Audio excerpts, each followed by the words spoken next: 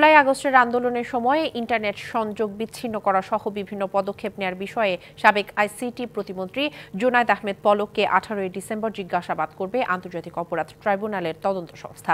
দুপুরে এ তথ্য জানান চিফ প্রসিকিউটর তাইজুল ইসলাম। জুনায়েদ আহমেদ পলকের বিরুদ্ধে অভিযোগ, জুলাই আগস্টের গণহত্যার ঘটনা ধামাচাপা দিতে ইন্টারনেট বন্ধ করেছিলেন তিনি। এছাড়া যাত্রাবাড়ি এলাকায় গণহত্যার বিষয়ে সাবেক ওসি আবুল হাসানকে জিজ্ঞাসাবাদ করা হবে 15 ডিসেম্বর। চিফ প্রসিকিউটর জানান, জুলাই আগস্টে সবচেয়ে বেশি 400 মানুষ হত্যার শিকার হয় যাত্রাবাড়িতে। কার নির্দেশে এই হত্যাকাণ্ড, আবুল হাসানকে জিজ্ঞাসাবাদ করলে অনেক তথ্য পাওয়া যাবে।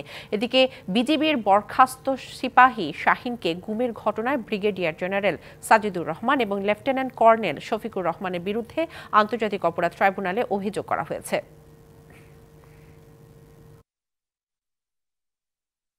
জুলাই আগস্টে ছাত্র জনতার উপরে সংগঠিত যে গণহত্যা, মানবতাবিরোধী অপরাধ, সেগুলোর পরিকল্পনা বাস্তবায়নের ব্যাপারে সরাসরি দায়িত্বপ্রাপ্ত ছিলেন সেই সাবেক প্রধানমন্ত্রীর সাথে এই জুনায়েদ আহমেদ পলকের ঘনিষ্ঠ সম্পর্ক ছিল এবং এই সব পরিকল্পনার ব্যাপারে তিনি জানতেন। এই ব্যাপারে বিস্তারিত তথ্য উদ্ঘাটনের জন্য তাকে জিজ্ঞাসাবাদ করা দরকার।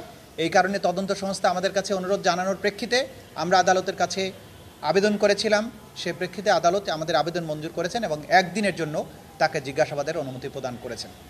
বছর শেষের খুশি নগদে হবে বেশি। নগদ পেমেন্টে নির্দিষ্ট ক্যাটাগরির কেনাকাটায় 300 টাকা পর্যন্ত ক্যাশব্যাক।